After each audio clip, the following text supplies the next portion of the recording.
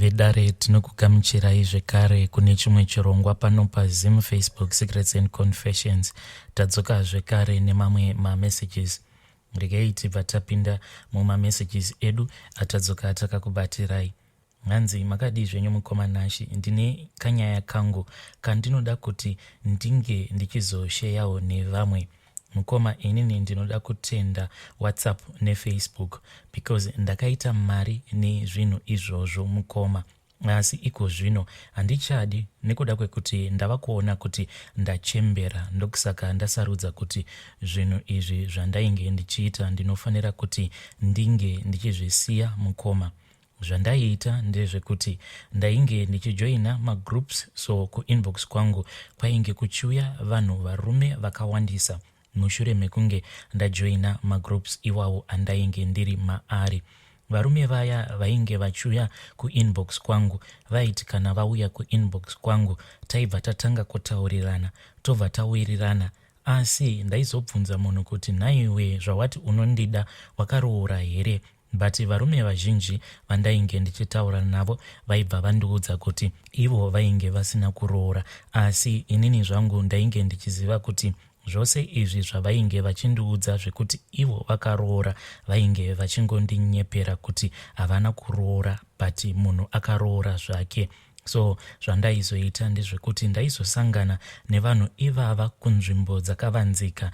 Ndaiti uya kumba kana uchida kundiona.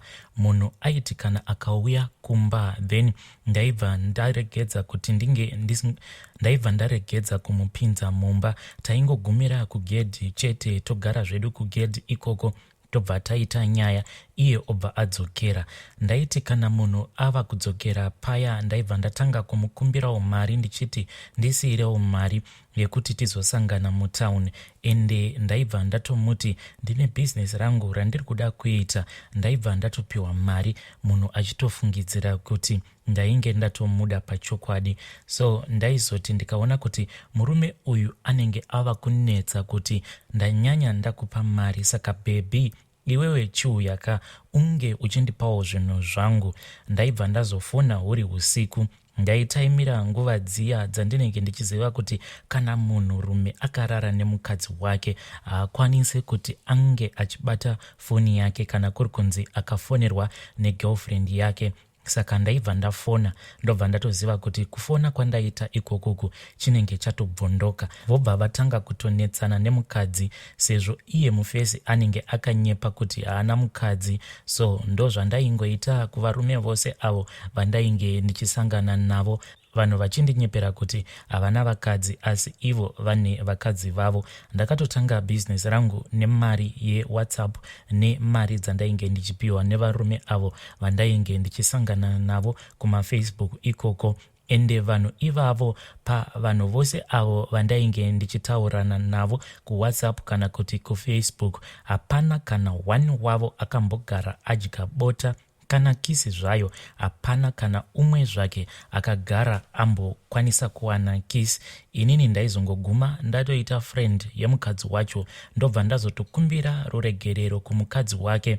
Mufesi akazoda kuzodzoka kwandiri, ndaibva ndati handiti iwewe wakandinyepera kuti wainge usina mukadzi ende iwewe uchiziva kuti une mukadzi, saka wainge uchingoda kundishandisa. Manje handichadi. Ndaibva ndatosiyana naye mukomana iyeye. Munhu otorwadziwa kuti ndaluza baby. Izvo ndinenge ndichitoziva kuti handina kana kumbogara ndamuda munhu iyeye.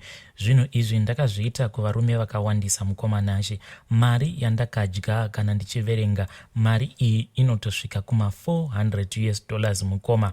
Ndo nyaya yangu. Ndangoti ndishe nevamwe ameno kana ndataipa zvakanaka mukoma, nekuda kwekuti ndanga ndava kutomhanyira kubasa. Ndangoti regai nditange ndasheyawo nyaya yangu. Hey vedare, ndo message yandakatumidzirwa ichibva kuna vanzvadzi vedu. Zvakangoma hazvo vedu we, asi ngatitaureiwo navo mucomment section. Vanhurume mazvinzwa ka, hanzi inini ndakadya mari yakawandisisa ende vanhu vose vandakadya mari hapana kana umwe zvake akakwanisa kusangana neni pabonde. Hey, zvakangoma hazvo vedu we. Nyaya yedu inotevera yakamira sekudai. Hanzi mukomanashi makadii zvenyu? Ndakambokunyorerai, pari zvino ndiri kukunyorerai ndiri kuZimbabwe. Asi takatanga kutaura paya pandainge ndichiri kuUK last time. Ndaiti ndainge ndanetsekana nekugara ndichingoitwa mukadzi nemaspiritual husband nezvimwe zvinhu izvo zvandainge ndisingakwanise kuti ndinge ndichizviona.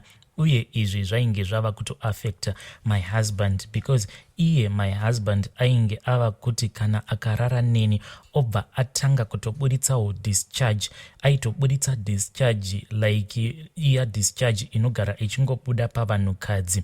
Ende aizotobuda imwe discharge inenge yakaita kukora, iya discharge inonzi drop, kutoita siki chaiyo mukomanashi kana inini nemurume wangu tikangosangana chete pabonde. Izvi ndizvo zvainge zvava kuitika kwaari.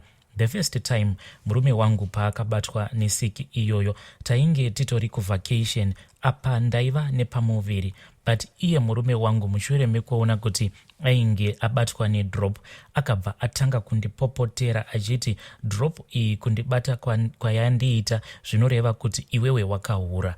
Asi nai mukoma, ko ndaigohura nani komukoma? Apa ndainge ndiine nhumbu, apa tainge tiri kuvacation for a very long time. Zvadaro inini nemurume wangu takabva taenda kunorapwa, drop iya ikabva yapera, zvikabva zvamboti zii. Asi from that time I think kuti takagara maybe gore rese pasina kana kuita bonde. Taiti zuva racho ratinenge tafunga kuti nhasi tinofanira kuti tinge tichiita bonde, taibva tatukana zviya zvekutoda kutorambana chaiko, taitukana mukoma. Asi taizoti musi wacho uyo watinenge tati nhasi tinoda kuita bonde pobva pashaya chinhu chinenge chichida kutikonanisa. Taiti kana tikazotanga kuita bonde dzimwe nguva nhengo yake yaibva yaramba. Then inini nemurume wangu takazototanga tose kurota tichiita bonde.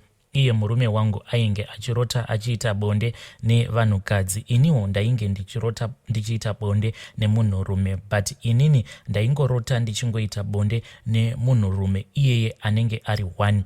But pose ipapo mukomanashi murume iyeye uyo ainge achipota achiuya kwandiri achida kuita bonde neni, ndainge ndisingakwanisi kuona chiso chake because aiti paya paanenge achiita bonde neni anenge akazvivhara kufesi kwake nemucheka wainge wakaita black. Kunyangwe bhodhi yake ndaisakwanisa kuti ndinge ndichinyatsokuona kuti munhu uyu ndinomuziva here kana kuti handimuzivi, because black yacho yainge yakaita iya black yainge yakaita kuti ndo like munhu ainge ari murima chaimo. Saka ndaisakwanisa kumuona fesi yake kuhope ikoko. Dzimwe nguva zvazvaiita ndezvekuti ndaikwanisa kungokaruka ndamuka, but kuzomuka uko kwandaizoita ndaizomuka mushure mekunge ndaregedzwa nerimwe dzikirira rinenge rakandibata sekunge pane munhu anenge achida kundiuraya. Ndaizoti kana ndikamuka paya kana ndikatarisa murume wangu anenge akarara pedyo neni,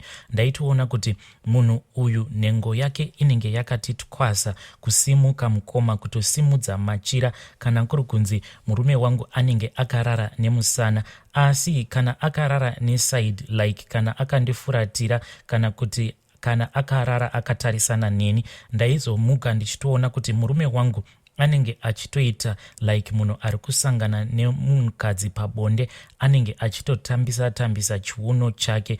Zvinhu izvi mukoma zvaigara zvichingondishungurudza sevanhu vekuti taikwanisa kutogara kana gore rose tisina kana kumbogara tasangana pabonde. Ndaizotiwo kana ndapepuka paya ndikaona kuti nhengo yemurume wangu inenge yakati twasa kumira, ndaibva ndamutsa murume wangu ndobva ndati uyai tiite bonde, sezvo nhengo yemurume wangu yainge yava kusashanda. Asi kuzongoti ngatichiita bonde ichiri yakamira kudai, aingoti kana akaenda pamusoro pangu nhengo yake yobva yatoti zii, yobva yarara. Kunyangwe mukaimanikidza sei yaibva yaramba. Saka paakazoona kuti zvainge zvisiri zvega ndepaakazobatwa nedrop. Apa tainge taita mwedzi wose pasina kana kuita bonde. Asi zvakaitika ndezvekuti akati achiita drop like nhasi. The previous night inini mukomanashi ndakatomurota murume wangu, ndakatomurotera dzimwe hope dzainge dzisina kunaka. Ndakarota vamwene vangu nagogo vangu nevamwe bamunini vangu vose vainge vasina kupfeka. Ndakatovarota vachitopinda mumba umo mandainge ndirere nemurume wangu. Pandakazotarisa bamunini munin'ina wababa vangu, ndakabva ndaona kuti vainge vava kutotanga kutopukuta nhengo yavo vachirakidza kuti vainge vatopedza kurara neni. Gogo vangu navamwene vangu ndo vainge vachitoita bonde nemurume wangu. Mukomanashi, saka vanhu ava pavakabuda ndakabva ndatanga kunzwa mamwe mavhoisi ainge achitaura, asi mavhoisi awa ainge achitaurira kure kure achiti handina kuzopukuta hunye paari. Vhoisi iroro handina kukwanisa kunzwa kuti rainge riri vhoisi ravamwene vangu kana kuti rainge riri vhoisi ragogo vangu, but vhoisi rakataura rainge riri vhoisi remunhukadzi. Inini ndakabva ndatopepuka. Murume akazoti ari kubathroom the following morning ndokubva azondidaidza ndokubva ati ndabatwa nedrop. Apa ainge achitochema. Iniwo handina kana kumbomuti wakahura because I was sensitive enough, ende nezvimwe zvandainge ndichisuspecta ndo zvakakonzeresa kuti ndisapindwa nemweya wekuti ndinge ndichiblama murume wangu. Zvimwe zvandakambosangana nazvo apo pandainge ndava kuda kuuya kuno kuUK, Gogo pane pavakati uya kuno muzukuru, ndokubva ndatevera Gogo ndokubva taenda kubedroom kwavo. Takati tava kubedroom kwavo vakabva vanditi bata hari iyi. Handizivi kuti hari iyoyo ivo Gogo vainge vaiburitsa paye. Vakabva vati hari iyi muzukuru ndo ichaita kuti unge uchikwanisa kufamba mune zvakanaka. Saka mukomanashi, inini ndakabva ndaramba ndikati Gogo, why muri kuda kundibatisa hari iyi? Ivo vakabva vati kana ukaramba kuibata muzukuru uchanzi passport yemwana wawakabereka kumusana iripi ende ugodhipoterwa mahara. Saka bata hari iyi. Inini nekutya semunhu ainge ava kuda kuenda kuUK, zvose izvo zvandainge ndaudzwa naGogo zvakabva zvandirovesa nehana. Ndakabva ndabata hari iya, but pandakabata hari iyoyo mukomanashi yainge ichipisa zvekare. Mukati mayo maiita kunge mainge muine mazimbe emoto. Mumba matainge tiri imomo mubedroom maGogo malights ainge adzimwa. Zvakaitika ndezvekuti flight iyo yandainge ndichifanira kuti ndinge ndichibata yainge iri flight yeusiku. Saka takabva kumba kwedu nemamwe masiblings angu namama ndokubva taenda kumba kwaGogo. Takamirira nguva yekuti vange vachizoenda kunondisiya kuairport. Saka patainge tigere kumba kwaGogo takamirira nguva, ivo Gogo ndo pavakazoenda neni kubedroom kwavo. Gogo vakati tichinopinda mubedroom ndokubva vadzima light. Vakaita zvose izvi zvavainge vachindiitisa Murima. After that vakabva vati usaudza munhu, but I think kuti amai vangu zvose izvi vainge vachizviziva because takati tava kuda kunobuda ndakabva ndazonzwa ivo amai vangu vachizevezerana naGogo vangu vari mukitchen tisati taenda kuairport. Ndava kuno ndaingoti kana ndikaita munyama or problem, Gogo vobva vati chimbodzoka kuno kumusha muzukuru wangu, vobva vatonyarara. Like ndikanetsana nemurume ndikaudzawo Gogo vangu because I was so close to my grandmother. Ndiye munhu wandaikwanisa kuudza zvose zvandainge ndichisangana nazvo. Saka ndaiti kana ndikangovaudza chandinenge ndavaudza vobva vati chimbodzoka kuno kumusha muzukuru, vobva vatonyarara. Kana kungovarota each and every day. Finally mukomanashi ndakazombosarudza kuti ndinge ndichimbodzoka kuno kuZim, but mukoma zvandakaudzwa naGogo ndashaya kana remuromo. Gogo vangu mukoma vakanoti kwandiri, muzukuru ndakura sezvauri kuona, asi zvandakura kudai ziva kuti kana ndikafa ndiwe wandakasarudza kuti ndinge ndichikupa hari yangu iyi. Apa patainge tichitaura tainge takatogara pabed ravo ivo Gogo, ende pabed pavo paiva nehari iya yavainge vakambozama kuti vange vachindibatisa ndisati ndaenda kuUK. Ende vakabva vati muzukuru unokwanisa kuramba zvako, asi hari iyi hairambiki.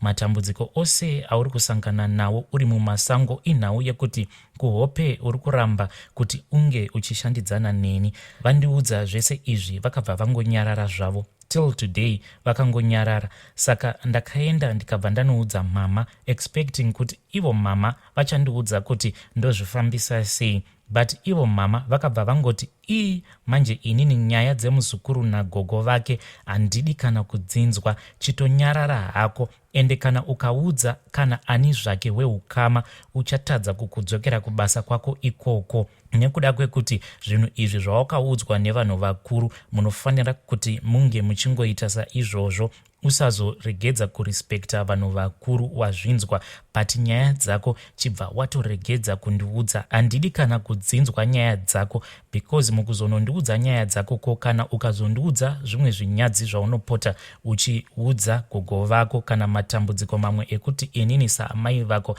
handifanire kuti ndinge ndichimaziva, saka nyaya dzenyu pedzeranai gogo nemuzukuru.